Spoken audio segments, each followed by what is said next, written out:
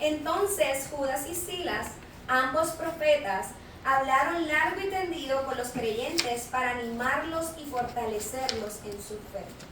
Y el versículo 41 dice: luego viajó por toda Siria y Sicilia, fortaleciendo a las iglesias. Y el tema del día de hoy es como aquellos tiempos, como en aquellos tiempos. Y yo no sé si a ustedes les ha pasado o ustedes han dicho: en mis tiempos, Siempre. nosotros hacíamos las cosas de esta manera. Y usualmente nos comparamos nuestras... casi se cae. Déjame ver si... Aprieta bien. Ay, gracias, hermano. Sí, amiga, no te puedes morir porque me necesito para el trabajo. Ay. Les decía, usualmente lo hacemos para comparar una generación con otra.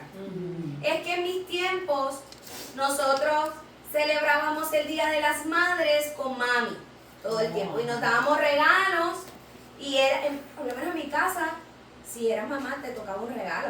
No era solamente, aquí como que suelen acostumbrar, o ustedes me dirán, que solo se les regala a la mamá de la casa. De uno, Ajá. Sí, eso no te he visto.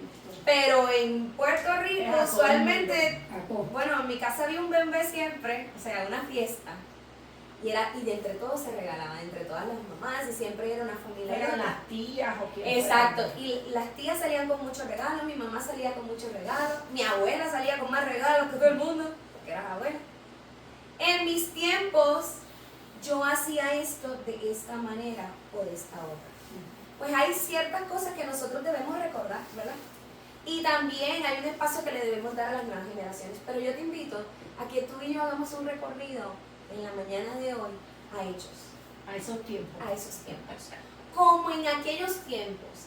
Nosotros estuvimos viendo que se denotaba en estos textos que ellos iban hablando y fortaleciendo a las iglesias. Sí. Pero ¿de qué manera ellos fortalecían a las iglesias? Y de igual manera, ¿cómo reaccionaba la iglesia ante lo que ellos decían?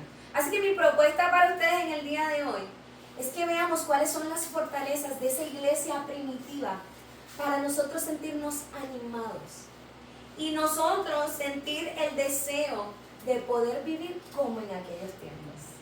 ¿Okay? A diferencia tal vez de cuando nosotros decimos como en los viejos tiempos de nuestra generación. Pues vamos a la Biblia, ¿qué estaba sucediendo en ese tiempo? Okay. Luego de que nosotros discutiéramos esta parte, nosotros necesitamos entender. Ay, gracias. Ahorita la voy a hacer por ahí. Nosotros tenemos que tener algo bien claro. Los apóstoles compartían las buenas nuevas. ¿Cuáles eran las buenas noticias? Lo que ellos venían hablando. Que Jesús, que era el Mesías prometido, había venido a la tierra para morir por nuestros pecados y traer salvación a nuestra vida. Ese es el fundamento de nuestra fe. Eso es lo que nosotros creemos. Y ellos tenían un mandato de parte de Dios. Le dijeron: id por todo el mundo Y predicar. y predicar el evangelio a toda criatura. Al Y después que decían: La nueva bautizándolos en el nombre del Padre, del del Hijo y del Espíritu Santo. Así que era un mandato, porque el id es un mandato. Nosotros tenemos la obligación de compartir las buenas noticias que hemos recibido. Yo soy maestra de escuela bíblica de los jóvenes de la iglesia.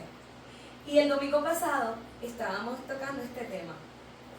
Y yo les digo: cuando usted se comenta, está bien rico, que le ponen su guisadito y le echan el quesito así por arriba y se ve. No sé si tienen hambre, ¿verdad? Pero le ponen el guacamole, la salsita roja que no puede faltar, o un caldito, ¿verdad? Porque está como que está frito, una ¿Verdad? sopita de Un tortilla, qué rico. Con queso. Ah, si yo sé que es bueno el caldo de tortilla en Juárez, yo voy a recomendarlo, ¿o no? Es que está bueno, Se es que tú llama la tienes Gran que ir. Central. ¿Verdad, María? Bien rico. Sí, yo puedo dar fe de ese caldo. Ay, oh my God. Porque a nosotros nos gusta, y lo que a nosotros nos gusta lo tenemos que compartir. Había un anuncio que decía que si es, bueno, en ese caso era que si es Goya, tiene que ser Goya. Ah, sí, sí. ¿verdad? Pero si es algo que está bien, bueno, tú tienes que compartir con todo el Claro, mundo. pues eso es lo que ellos están haciendo. De hecho, hay una página en Facebook que se utiliza mucho allá, que se llama garnachas y algo más, creo que es. Las Entonces- metas son como entremeses y Ajá. cosas. Y tú entras a esa página y te dice, yo le doy 7 juangas a esa comida. No me gustó, el servicio no estaba bueno, yo le doy 5, le doy 4. Oh. Y entonces, igual cuando tú entras a Google para ver un restaurante o Sí. te recomendaron abre un restaurante 4 nuevo estrellas. aquí, tú vas a ponerte a mirar cuántas estrellas ¿Cuántas estrellas tiene. tiene? Los médicos. Todo, Vale la no pena. nada más los restaurantes hoy en día le ponen Hasta todo. los médicos. Pues en ese caso, ellos tenían que compartir lo que era bueno, lo que estaba delicioso, delicioso para su mente, delicioso para su cuerpo, delicioso para su alma. Y eso era algo que ellos tenían que compartir. Esa era parte de lo que hacía la iglesia primitiva, lo compartían. Y no tan solo eso, ellos eran bien sólidos en la base de su fe. ¿Y cuál era la base de su fe? Que Jesús había venido. Los judíos estaban esperando a un Mesías. Pero no tan solo vino para los judíos, también vino para todos nosotros a traernos libertad, a traernos salvación. Y eso es lo que debemos compartir. La iglesia primitiva no tan solo hacía eso, sino que había evidencia de milagros que nosotros podíamos observar. Hechos 3:5 nos dice, Pedro sanó a un mendigo cojo. Ah, sí. Y era que tú tengas la misma fe que tenía Pedro en ese Jesús para acercarte al herido, para acercarte al enfermo, para acercarte al desahuciado. Porque Dios ya te ha dado una palabra, porque ya tú has saboreado. Podemos decir el mejor taco del mundo si lo llamamos un taco. El mejor viste. El mejor viste. O sea, lo mejor de lo mejor, tú lo has recibido, tú lo has tenido, por eso estás aquí hoy. Y es bueno que nosotros podamos compartir, pero también que se vea manifiesto los milagros que evidencian que Jesús está aquí. Entonces, es importante nosotros invitar a los demás y nosotros dar fe, defensa de nuestra fe. Dice la palabra que cuando alguien te pregunte por qué tú crees lo que crees, que tengas una base, que tengas un fundamento para decir, yo creo esto por esto. Y lo que yo le digo a los jóvenes, es que algo que nadie te va a poder quitar es tu experiencia personal con Dios. Te podrán debatir muchas cosas, pero nadie puede debatir tu experiencia personal con Dios. Además de que yo le digo a los jóvenes, pero veámoslo desde esta perspectiva, intelectualmente nos tenemos que capacitar, les digo. Tener la información para poder. La Biblia es un libro histórico. La tarea de ellos que ¿No lo hicieron esa vez? Ah, se quedó como tarea, le di una semana de gracia a ellos. era porque la Biblia es un libro histórico. ¿Qué evidencia o qué fundamentos? ¿Cómo una persona puede decir, esto es un libro histórico? Y ahí van a entender el por qué. Porque nosotros tenemos una fe que también puede ser en cierta medida racional. Pues nos podemos educar, podemos aprender. Entonces nosotros tenemos que mostrar eso. Ahora bien, algo que tenía Pedro. Ustedes han escuchado la canción que dice, no era la sombra, ni tampoco Pedro, no era la sombra, ni tampoco Pedro, era porque Pedro tenía el espíritu de Nazareno. Ah, ¿vieron? No era que Pedro tenía poder en sí, Como Jesucristo. pues no. era que él era hijo de Dios. Era que él había reconocido a Jesús en su vida. Era que él fue visualmente, él fue testigo ocular de lo que había sucedido. Imagínate tú, si tú no crees que lo que tú estás viviendo, lo que estás viendo, lo que estás, no sé, saboreando, tocando, no es real, ¿cómo tú vas a dar tu vida por una mentira? ¿Alguien daría su vida por una mentira? No. No, pues hay gente que they would, Pues ahí... pero no conocen a Dios. Sí, y ahí sería extremo, porque, por ejemplo, si yo sé que mi vida está en peligro, usualmente nosotros como seres humanos nos tratamos de proteger, de evitar a toda costa que suceda algo incorrecto. Imagínate, la mayoría de los discípulos fueron asesinados por la verdad del Evangelio. Entonces yo, personalmente, yo no moriría por algo que yo sé que es una mentira. Ellos sabían que lo que ellos estaban haciendo era verdadero. Y nos toca a nosotros también atesorar eso que ellos hacían. En Hechos 9, Pedro les dijo, Jesucristo te sana, levántate y enrolla tu camilla. Al instante fue sanado. Él llevaba 8 años paralítico. Y cuando la gente se dio cuenta de lo que estaba sucediendo, corrieron a los pies de Jesús. Hay milagros que nos muestran la evidencia de Jesús. Y nosotros debemos también añorar esos milagros. Bueno, desear más bien esos milagros. Que el Señor nos use así como sucedía en la iglesia primitiva. Es más, ¿alguien se acuerda de Tabita o de Dorcas? Ella había muerto y no había ella cosido un montón de vestidos para las mujeres que eran viudas. Y ellas lloraban. ¿Te imaginas? Alguien que tomó su tiempo para coserte, te tomó las medidas específicas, decidió suplir tu necesidad porque ser una viuda en esos tiempos era de riesgo, era de vulnerabilidad, y ella estaba ahí para ellas. Alguien que ellas amaba había muerto. Dice la Biblia que estaban todas ahí llorando y que de momento Pedro entra, le dice, salgan todos del cuarto, y le dice, Talita, levántate. Mira, a mí me pasa eso hoy en día y me da un ataque cardíaco.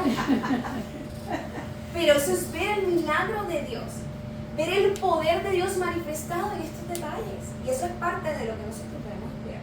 Otra cosa que hacía la iglesia primitiva, escuchaba las enseñanzas.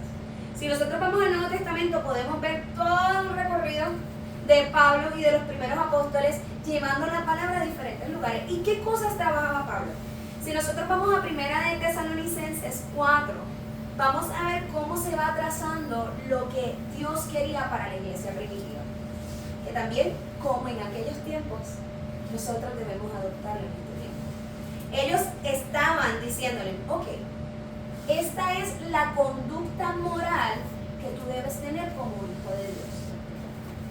¿Qué tienes que hacer? Oye, ojo, no te estoy pidiendo que te circuncides, no te estoy pidiendo que hagas ciertas leyes que hacían los judíos, eso no. Yo lo que te estoy pidiendo es que tú seas la diferencia en el lugar en donde tú estás, en la sociedad en donde tú estás. Oye, en la sociedad en Tesalónica lo que había era inmoralidad sexual por arriba y por abajo. De hecho, era algo parte de la cultura o más bien del culto religioso de igual manera. Entonces era importante que el cristiano se distinguiera. Cuando decían cristiano, no era, ay, qué bonito, mira, que eres un seguidor de Jesús. No, cristiano era una manera de burlarse de ellos porque vivían diferente. Entonces, había algo diferente en ellos. Se conducían de una manera diferente. ¿Okay? Entonces les dice, ok, necesitamos trazar algunas cositas. Primero, les animaba, guárdense. Yo he visto lo que han hecho porque esta iglesia era una iglesia bien amorosa. Y esa iglesia me acuerdo a ustedes, porque ustedes son muy amorosos. Son una iglesia que sirve, son una iglesia que no se les necesita decir, vamos a hacer esto.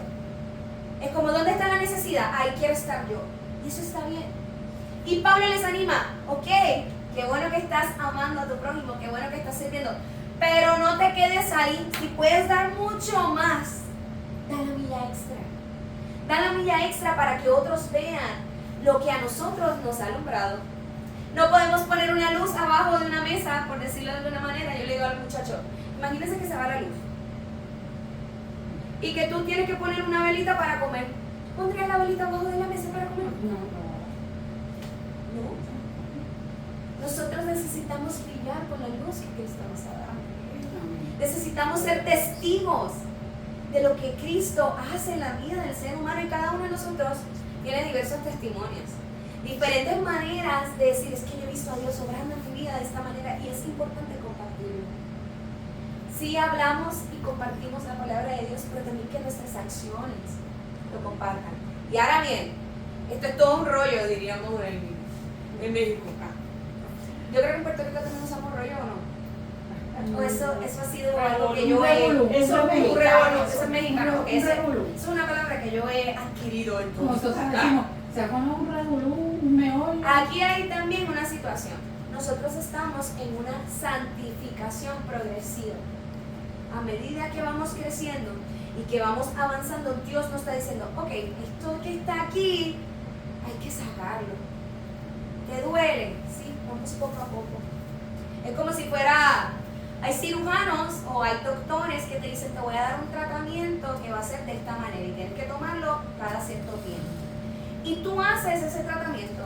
Y hay otras veces que te tienen que meter a sala de operaciones para abrirte y sacar de raíz o completo esa situación que es maligna, por decirlo de alguna manera. Dios trabaja de esas maneras con nosotros. Hay momentos donde nos lleva el quirófano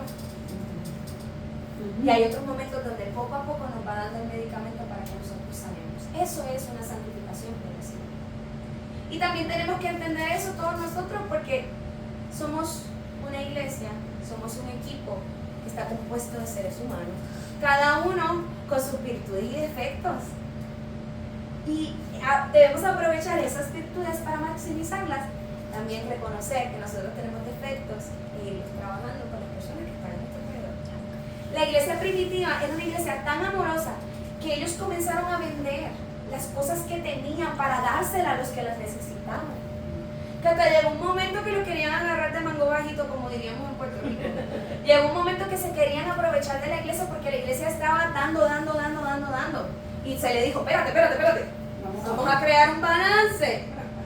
Tú das de acuerdo a la necesidad que hay. O sea, tampoco. Eso pasa ahora. ¿Sí? Probablemente pasa. Entonces, nosotros nos corresponde también poder evaluar eso. Ok, quiero ser servidora de Cristo, pero tampoco que me cojan de mango bajito. Entonces, si yo veo una necesidad y yo sé que es latente la necesidad y yo tengo los recursos, voy a suplirla. Aquí la gente no estaba de que, no. Bueno, tenemos un caso en la Biblia que ellos, yo todavía me quedo así como impactada el por qué ellos no dijeron la verdad. ¿Cuál? Zafira y Ananías. En cuanto habían vendido su propiedad. ¿Por qué? No era necesario. Ellos mintieron. Y por mentir, Ahí mismo cayeron muertos. nadie le entiende. O sea, no había una obligación de que tú tenías que vender tu propiedad. La gente lo hacía por amor. Porque habían experimentado el amor de Dios. ¿Sí me explico? Vender para dar lo que tú cobraste, tú lo dabas. Sí. A lo que Y la cantidad que tú entendías necesaria, pero había gente que vendía terrenos y todo, y traía el dinero para la iglesia, para el sostenimiento de la iglesia, para el apoyo a la gente que lo necesitaba. Mi abuelo fue uno de ellos. Un terreno. Pues ahí está. Tu abuelo hacía como en aquellos tiempos, que él iba y daba de lo que él había recibido. Así que Pablo aprovechaba para instruirlos en aspectos morales básicos de la conducta cristiana, como les había mencionado. Eran exhortados a no vivir de acuerdo a la cultura, como les mencioné, de la inmoralidad sexual. Se les recordaba a que ellos se apartaran de ellos, que hicieran la diferencia. Y esto se va dando también un constante caminar con Dios. Así que Pablo invertía mucho tiempo en enseñarles, pero aquí está la clave. Ellos se sentaban a prestar atención a lo que su maestro les quería hacer, a lo que el elegido, que en ese momento era él, para poder hablar del mensaje de Dios. Ellos prestaban sus oídos, abrían sus oídos a escuchar lo que él tenía que decir. Otra cosa bien importante que les mencioné ahorita, los exhortaba a que continuaran con ese amor fraternal. Es como, no lo dejen caer, no dejen que eso se apague. Es más, échenle más leña al fuego para que se mantenga más vivo, para que agarre más. Y eso es parte de la exhortación que tenemos nosotros.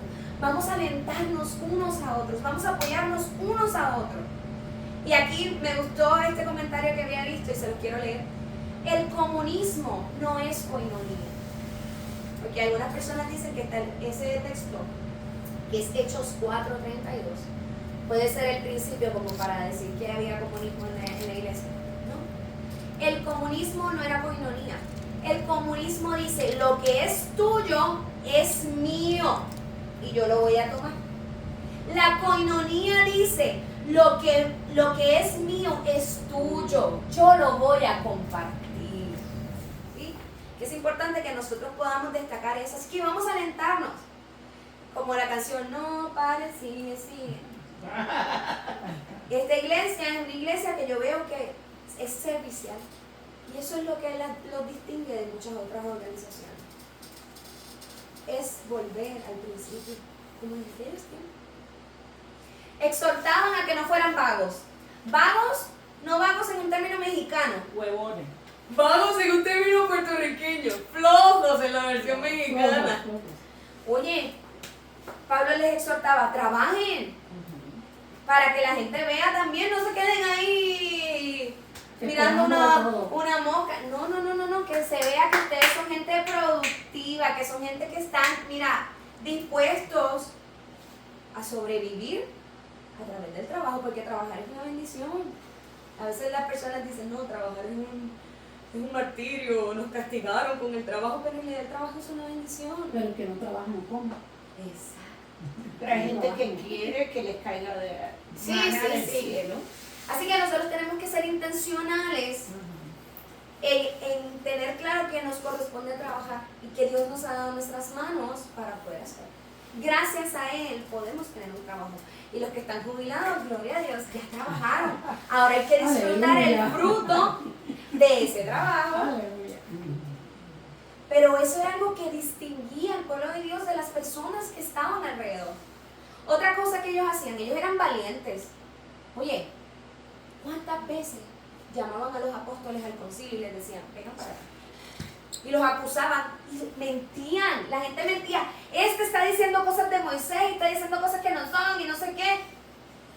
Y estaban en problemas. Pero ellos no empezaron a llorar. Ni dijeron, ay, yo no quiero estar aquí. Y decían, ¿cómo nosotros vamos a negar el hablar lo que Jesús vino a hacer? Salían, pagaban, los latigaban. Ellos, obviamente, yo imagino que les dolía un chorro, pero no importaba. Les dolía, no les gustaba, pero mira, seguían en pos de lo que Dios les había mandado. Y ellos lo hacían. Es que yo no puedo callarme de esos tacos que están bien buenos, tengo que compartirlos con todo el mundo. Eso era lo que ellos hacían. Y nosotros tenemos Hechos 2:41 que nos habla de eso. De hecho, en Hechos 2:41 nos habla de que a pesar de lo que estaba sucediendo, las personas se sumaban a la iglesia. En esa ocasión, Pedro está hablando. ¿Y qué sucede? 3,000 personas. Más de 3,000 personas.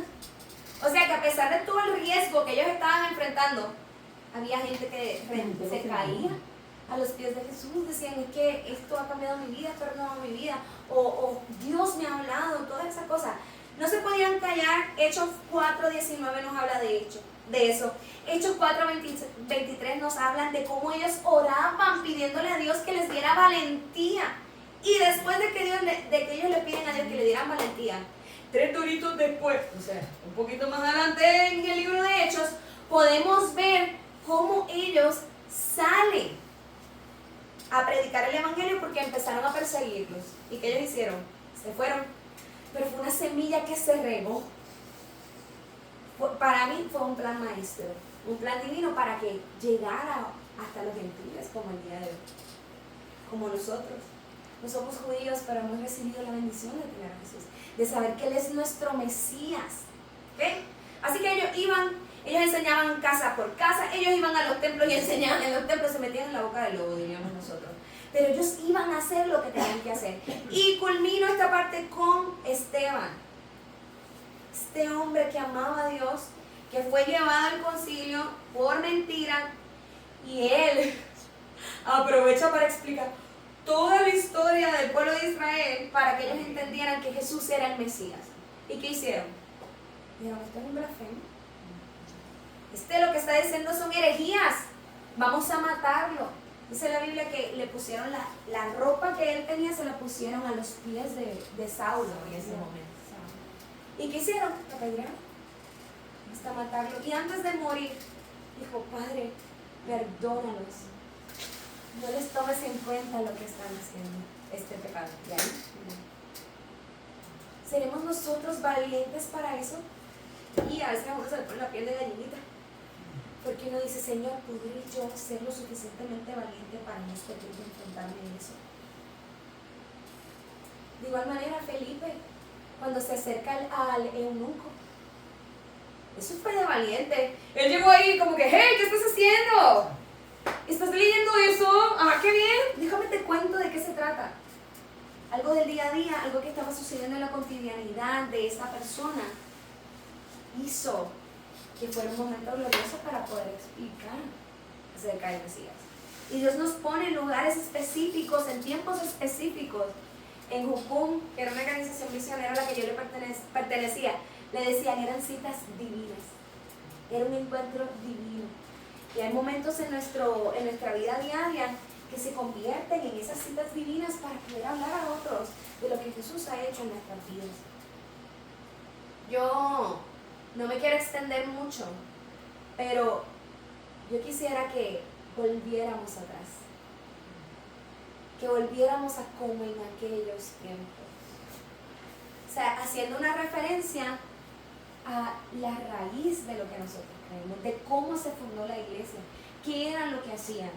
Hoy en día vemos, no le voy a decir iglesias, vemos congregaciones, por decirlo así, donde no se ve esto, donde no se ve el amor, no se ve el servicio, no se ve el cuidado, donde es más fácil hablar del otro que hablar de lo que Jesús vino a hacer en nuestras vidas.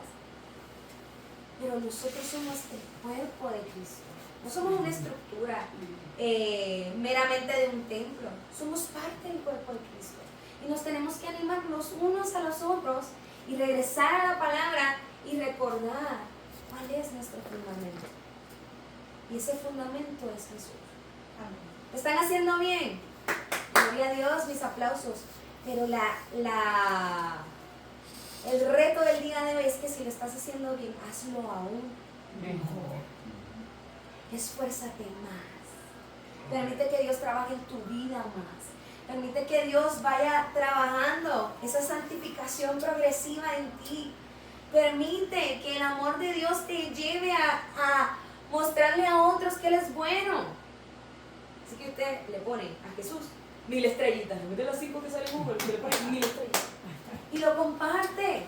Porque lo bueno se comparte. No nos podemos quedar con algo que es bueno. Oremos para que Dios haga milagros en medio de nosotros, porque eso evidencia que Dios está con nosotros. De igual manera, escuchemos las enseñanzas. Si estamos aquí, abramos nuestros oídos. Señor, ¿qué es lo que tú quieres hablarme en el día de hoy? ¿Qué es en lo que yo necesito trabajar? Mejoremos nuestra conducta moral a medida que podamos, porque el Señor también nos va a capacitar. Vamos a exhortarnos los unos a los otros y no seamos parte de esta cultura. Una cultura que te invita a hacer todo lo contrario a lo que dice la Biblia, a lo que dice la palabra del Señor. Tengamos coinonía. Lo que yo tengo, voy a compartirlo. Eso yo lo he visto mucho aquí. No seamos vagos. Vamos a, bueno, versión mexicana, no seamos flojos. Vamos a esforzarnos, vamos a trabajar con lo que Dios nos ha dado. Perezosos. Exacto. No seas perezosa. Seamos valientes. Amén. Si Dios en esta mañana te está retando a que seas valiente, aprovecha la oportunidad para acercarte a Él. Porque, ¿qué hicieron ellos? Ellos oraron para pedirle al Señor valentía. Eso es lo que tú y yo podemos hacer. Hay momentos donde estamos como, ay, yo no quiero hacer eso, Señor, me atrevo, me da miedito. Pero si tú oras, el Señor te da valentía. Alguien que me busque Hechos 2. Vamos a ver los versículos 42 al 47. Ya con esto, mira. Hechos 2. Del versículo 42 al 47. Si alguno me lo puede leer. Del 42, ¿verdad? Ajá. Sí. Y perseveraban en la doctrina de los apóstoles, en la comunión unos con otros, en el partimiento del pan y en las oraciones. Así que esto es un resumen, si usted lo lee hasta el 47, es un resumen de lo que hacía la iglesia primitiva. Yo sé que ustedes son una iglesia servicial, muy amable, una iglesia valiente, así que esfuércense más. Usted dirá, ay, que yo no puedo, ya yo estoy grande o ya yo no tengo fuerza. Pídeselo al Señor y se las da. Amén. Así que mi exhortación para ustedes en el día de hoy, o más bien la exhortación de Dios para ustedes en el día de hoy, sigan animados, pero no se limiten a lo que están haciendo. Que su amor por los demás pueda seguir creciendo para hacer luz en medio de las tinieblas. Así como estamos en el día de hoy, que así como nosotros estamos en el día de hoy, así se reunía la iglesia primitiva, como en aquellos tiempos. Eran en casas, no eran en templos específicos, había coinonía, se compartían lo que tenían, había amor, comían juntos y hablaban de lo que Jesús vino a hacer por cada uno de ellos. El ser cristiano, como yo les había dicho, era un acto de burla, era un sobrenombre, pero hoy en día para nosotros debe ser un orgullo que nos llamen cristianos. Debe ser un privilegio porque nosotros somos seguidores de Jesús. Les decían cristianos porque significaban pequeños cristos. Seamos nosotros esas pequeñas personas que reflejen a Cristo y que puedan mostrar a otros su bondad, como en aquellos tiempos. Vamos nosotros a vivir como en aquellos tiempos. Ya, estas son mis pequeñas palabras. Vamos a orar. Amén. Muchas gracias. Señor Jesús, te damos gracias porque tú eres bueno. Señor, gracias porque como iglesia tú nos desafías, Señor, un poquito más, a dar un poquito más. Damos gracias porque nos has encontrado agradable. Pero qué bueno que nos pidas aún más, porque queremos mostrar tu amor, queremos mostrar tu verdad. Señor, que así como en aquellos tiempos, Señor, que nosotros podíamos ver cómo ellos obraban, cómo ellos se mostraban amor, cómo ellos eran valientes y defendían la verdad. Señor, ayúdanos a nosotros a tener corazones apasionados, Señor, por llevar tu palabra, Señor. Corazones apasionados, Señor, por crecer en sabiduría. Corazones apasionados, Señor, para ser valientes en ti. Señor, no nos queremos conformar. Queremos más de ti, Señor. Más de ti en nuestras vidas, menos de nosotros, para que podamos ser testigos, Señor, a otras personas de lo que tú haces por la humanidad. Gracias, Señor, porque nos has traído sanidad. Gracias, Señor, porque nos has traído libertad. Señor, gracias porque tú renuevas nuestras fuerzas. Gracias porque tú traes sanidad a nuestros cuerpos. Señor, gracias porque hemos experimentado milagros, Señor, por ti y para ti. Te bendecimos y te adoramos, Señor, en esta mañana. Y te pedimos, Señor, que nos ayudes a crecer como en aquellos tiempos. En el nombre poderoso de Jesús. Amén.